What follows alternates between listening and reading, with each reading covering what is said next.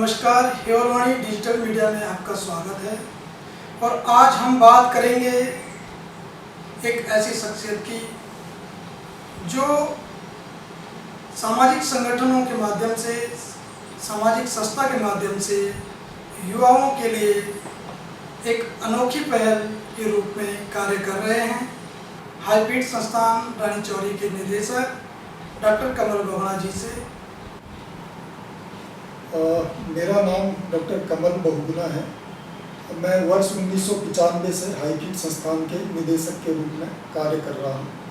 और हाईपीटा उत्तराखंड राज्य के अलावा देश के विभिन्न राज्यों में भी कई तरह के कार्यक्रमों और परियोजनाओं पर कार्य कर रहा है। मेन फोकस हमारा रोजगार सृजन पे है और इसके साथ साथ दूसरी गतिविधियाँ भी हैं। मॉनिटरिंग एंड नेविगेशन है, विलेज टूरिज्म है और इसी तरह के और वोकेशनल एजुकेशन है। इस तरह की गतिविधियों पर हम वर्ष 1995 से कार्य कर रहे हैं। सर, जैसे कि अभी आपने हमारे दर्शकों को अपना परिचय दे दिया है और उत्तराखंड में वर्तमान समय में बहुत सी संस्थाएं कार्य कर रही हैं, स्वरोजगार के क्षेत्र में कहीं या रोजगार के क्षेत्र में कहीं या सामाजिक गतिविधियों के क्षेत्र में कहीं, और पहाड़ों में संस्थाएं बहुत सी कार्य कर रही हैं।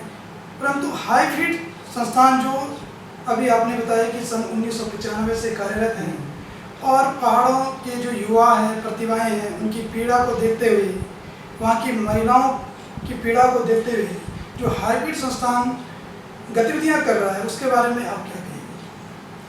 अब हमारा मेन उद्देश्य ये था कि जो सबसे बड़ी समस्या पहाड़ों की है आज ही पलायन है। और अब हमारा उत्तराखंड तो इसलिए फेमस हो गया कि मनी ऑर्डर इकोनॉमी है यहाँ की।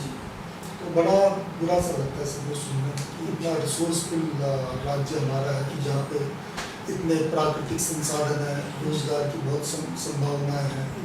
तो वहाँ इस तरह का ठप्पा लगे कि मनी ऑर्डर इकोनॉमी है, उससे ही हमारा राज्य चल रहा है। बड़ा मन को ठेस सी लगती थी। तो यही सोच के हम लोगों ने छोटा सा प्रयास किया। वर्ष 1995 में एक हाईपीट संस्थान की स्थापना हम लोगों ने करी। पहाड़ से इसकी शुरुआत करी, रानी चौरी में। रानी चौरी के पास ही मेरा गांव भी है, सामने, जिसका मैं रहने वाला हूँ। तो इसीलिए हमने कहा पहले अपने क्षेत्र से इसकी शुरुआत की जाए।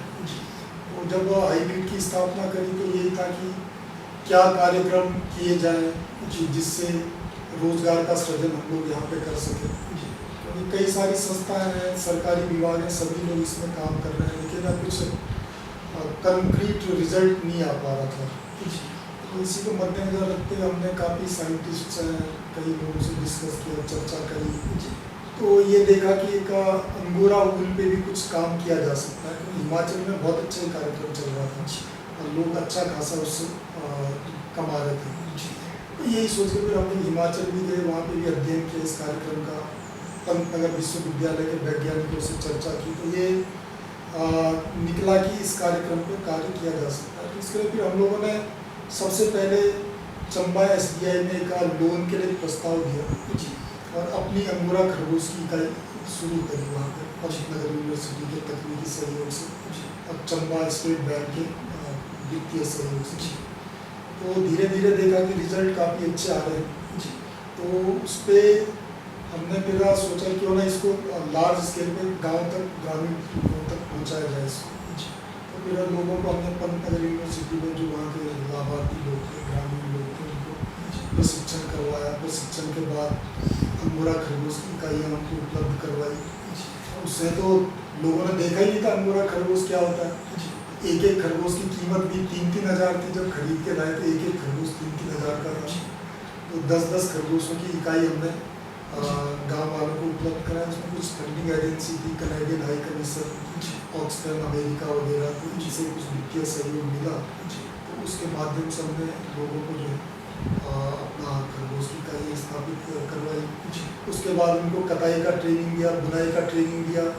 तो लोगों ने ऊन तैयार करके खरगोशों से ऊन का काट के उसका तागा बनाया, उसके फिर तागा बना के शॉल वगैरह बनाए, स्वेटर बनाए। तो अच्छा रिजल्ट आने लगा। उसके बाद वर्ष ऐसे हम लोग चलाते हैं। तो वर्ष 2000 में उत्तराखंड राज्य की स्थापना हुई।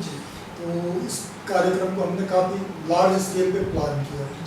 तो ग्रामीण विकास मंत्रालय भारत सरकार में काफ़ी बड़ी परियोजना हम लोगों ने प्रस्तुत करी राज्य सरकार के माध्यम से। भारत सरकार को कॉन्सेप्ट बहुत अच्छा लगा और भारत सरकार ने इस परियोजना को स्वीकृत किया, जिसमें लगभग 1000 लाभार्थियों को हमने कवर किया था। उनको सारी सुविधाएं दी, अंगूरा खरगोश की इकाइयाँ उपलब्ध कराई, उनको कटाई का ट्रेनिंग, बुनाई का ट्रेनिंग, फिर रानी चौरी में एक common facility centre, production centre भी हमने स्थापित किया। तो वहाँ पर पूरा carding plant, washing plant, dyeing plant, जितनी भी बैकवर्ड फॉरवर्ड लिंकेजेस थे सारे हमने वहाँ पे स्थापित करे। काफ़ी अच्छा रिजल्ट उसका है, लोगों को भी बहुत फायदा हुआ। फिर इसी तरह से धीरे धीरे अपनी गतिविधियों को हम लोग बढ़ाते रहे। फिर कुछ हमने फूड प्रोसेसिंग पे कपार्ट के साथ काम किया, department of science and technology के साथ प्रोटेक्टेड कल्टीवेशन पे काम किया। तो इन योजनाओं का काफ़ी अच्छा रिजल्ट आने लगा। उस समय सन 2003 में उस क्षेत्र में कहीं पॉली हाउस नहीं हुआ करते थे, तो सबसे पहले हम ही लोगों ने वहाँ पे कानाताल, ये चोटियाल गांव इधर के आसपास और सकलाना के एरिया में पॉली हाउस के माध्यम से सब्जियों का उत्पादन प्रारंभ करवाया। तो लोगों को लगा कि ऑफ सीजन में भी अच्छी सब्जियां तैयार करके अच्छा उत्पादन पॉली हाउस के माध्यम से किया जा सकता है। तो उस समय अच्छे रेट भी मिल जाते हैं। अगर कोई चीज़ ऑफ सीजन में तैयार हो रही है तो प्लेन्स में उसका अच्छा रेट मिल जाता है, तो उससे भी लोगों ने काफ़ी अच्छा कमाया। उसके बाद से जो वहाँ पे काफ़ी लोगों ने सब्जी उत्पादन का काम वैसे तो पहले से भी कर ही रहे थे लोग, बाद में संगठित क्षेत्र में नहीं था, तो पॉली हाउस के माध्यम से भी लगाना शुरू किया। इस तरह से फिर धीरे धीरे हम लोग तकनीकी शिक्षा पे आए। तो एक सन 2006 में भारत सरकार ने जल शिक्षण संस्थान भी IPO को स्वीकृत किया, जिसमें जो लिटरेट थे, न्यू लिटरेट थे या कम पढ़े लिखे थे, तो उनको किस तरह से व्यावसायिक प्रशिक्षण दिया जाए, उस जन शिक्षण संस्थान के अंतर्गत हम लोगों ने इस तरह के प्रशिक्षण जो वहाँ पर प्रारंभ करें, छोटे छोटे ट्रेड्स के। इसी के साथ साथ डेयरी, महिला दुग्ध डेयरी की भी स्थापना 20 गाँव में हम लोगों ने करी। 1000 महिलाओं को उसमें किया। 20 महिला कोऑपरेटिव हम लोगों ने बनाए, तो जो आज भी वर्ष 2007 से आज भी अच्छी तरह से वो सारे दुग्ध समिति हमारी कार्य कर रही है।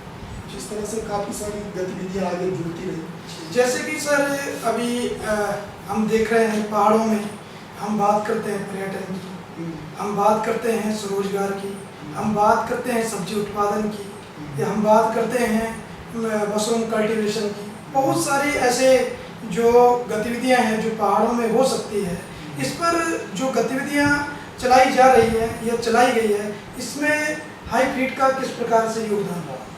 देखिए, हमने तो अपने सीमित संसाधनों से जितने भी प्रयास हो सकते थे हम लोगों ने करे, हर क्षेत्र में करने की कोशिश करी और अच्छे रिजल्ट्स भी हमें मिले, उससे हमारा उत्साह भी बढ़ा।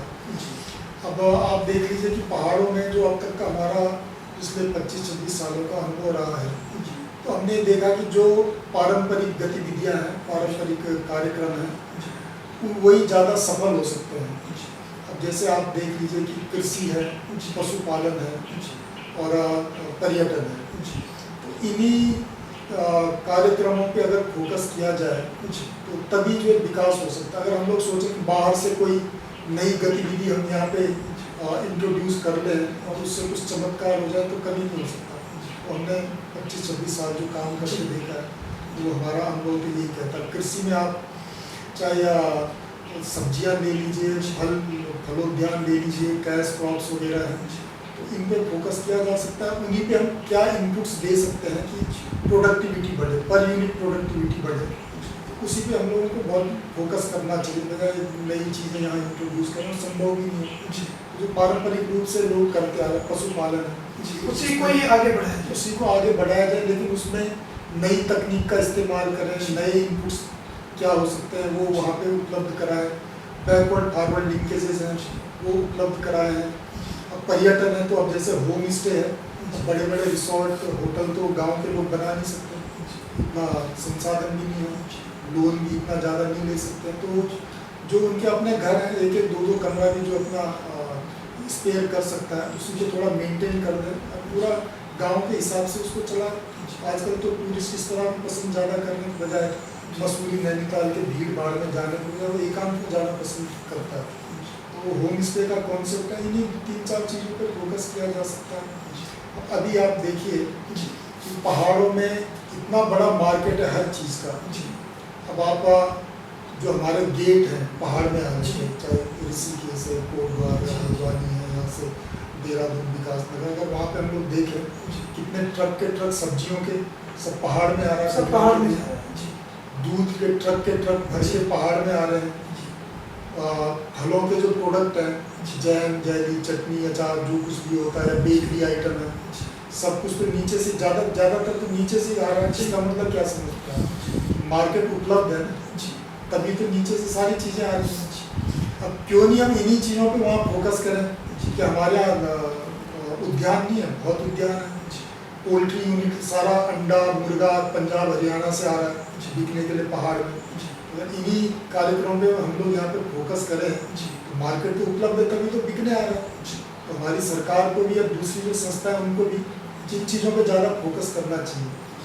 अपना डेयरी है, पोल्ट्री है, सब्जी उत्पादन है, फल प्रसंस्करण है, बेकरी प्रोडक्ट है, इन्हीं 4-5 एक्टिविटीज़ को अगर इन्हीं पे फोकस किया जाए तो बहुत अच्छा रोजगार सृजन यहाँ पे हो सकता है और जो पलायन की समस्या है उससे भी निजात मिल सकती है। जैसे कि सर अभी वर्तमान समय में केंद्र सरकारी योजना की बात करें, प्रधानमंत्री रोजगार सृजन योजना के नाम से चलाई जा रही है। मुख्यमंत्री, अगर हम स्वरोजगार की बात करें तो मुख्यमंत्री स्वरोजगार योजना का भी सृजन किया जा रहा है।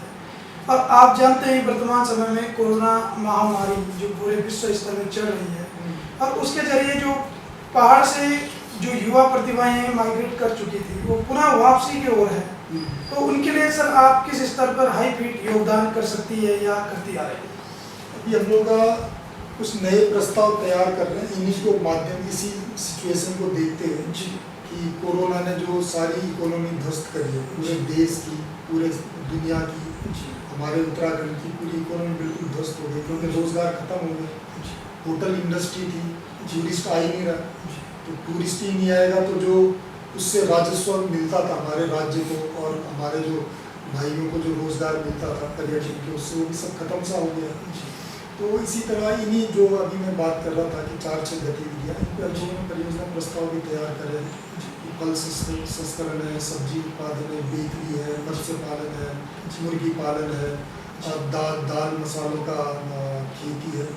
तो कुछ एरियाज जहाँ पे रिवर्स माइग्रेशन ही उसको कहेंगे कि वापस जो लौट के आए हमारे भाई बहन जो, तो जहाँ पे ज़्यादा लौट के आए तो उसी एरिया के लिए हमने कुछ प्रस्ताव तैयार किए कि किस तरह से उनको रोजगार के क्षेत्र में मुहैया करवाया जा सके। इस पर हम लोग कार्य कर रहे हैं। सर अंत में हेवलवाणी डिजिटल मीडिया के माध्यम से जो ग्रामीण क्षेत्र की प्रतिभाएं हैं और जो स्वरोजगार के क्षेत्र में या रोजगार के क्षेत्र में आगे बढ़ना चाहते हैं, उनके लिए आप किस प्रकार से हाई फीड की ओर से संदेश देना चाहिए? हेवलवाणी तो उस क्षेत्र में बहुत बढ़िया काम कर रहा है। जो भी जागरूकता हेवलवाणी पैदा कर रहा है स्थानीय लोगों में, तो ये बहुत अच्छा प्रयास है और ज़्यादा से ज़्यादा लोगों को सब सुनना चाहिए, जुड़ना चाहिए इस तरह के कार्यक्रमों से। कोई नई नई जानकारी मिलती है, नई नई सूचना मिलती है, सरकारी गैर सरकारी योजनाओं के बारे में जानकारी मिलती है। बहुत अच्छे प्रयास है हेवलवाणी के और हमारी शुभकामनाएं कि आगे भी इस तरह के प्रयास जारी रहेंगे। तो युवाओं के लिए सर आप अंत में क्या संदेश देना चाहिए? जैसे कि अभी कोरोना महामारी आई है और जो युवा घर पर है, जो अपने पहाड़ों में ही कुछ करना चाहते हैं, उनके लिए आपका क्या संदेश रहेगा? ये कि अब बजाय बाहर जाने के अपने क्षेत्र में ही अपने लिए रोजगार जोड़ें। अब पहाड़ों में क्या कि खेती सभी की भले अभी बंजर हो गई है क्योंकि कई सालों से लोगों ने छोड़ रखी है, तो उसका पुनरुद्धार किया जा सकता है। कैश क्रॉप तो सबसे बढ़िया माध्यम है रोजगार का। अपना सब्जी उत्पादन, जो एक्जोटिक वेजिटेबल हैं, तो इन पे काम किया जा सकता है। दालें हैं, पहाड़ों की दाल तो ऐसे बहुत प्रसिद्ध है, बहुत अच्छे दामों पर चली जाती है। तो बजाय बाहर फिर जाके उसमें फंसने के, होटल इंडस्ट्री में छोटी छोटी जगह जो काम कर रहे हैं वहाँ जाने के अगर अपने क्षेत्र में ही जो है मन लगा के मेहनत से कार्य करें, मुझे नहीं लगता कि कोई रोजगार की समस्या होगी। हमारी सरकार भी कुछ योजनाएं शुरू करी हैं इस तरह की कुछ गतिविधियाँ चलाने के लिए, तो उन उनका भी लाभ लिया जा सकता है बैंकों के माध्यम से, सरकार के माध्यम से, और अपने क्षेत्र में रह के काम करें तो ज़्यादा बेहतर होगा। मैं हेमलवाणी डिजिटल मीडिया के प्रतिनिधियों और टीम को धन्यवाद देता हूँ कि वो हमारे कार्यालय में आए, हमसे चर्चा करी, और जो हेमलवाणी के श्रोता हैं मैं उनका भी हार्दिक धन्यवाद देता हूँ। तो आज की खास चर्चा में हमारे साथ थे हाईब्रिड संस्थान के निदेशक डॉक्टर कमल बोगड़ा जी, और हम पुनः आपके बीच में आएंगे एक नए कार्यक्रम के साथ। तब तक के लिए नमस्कार।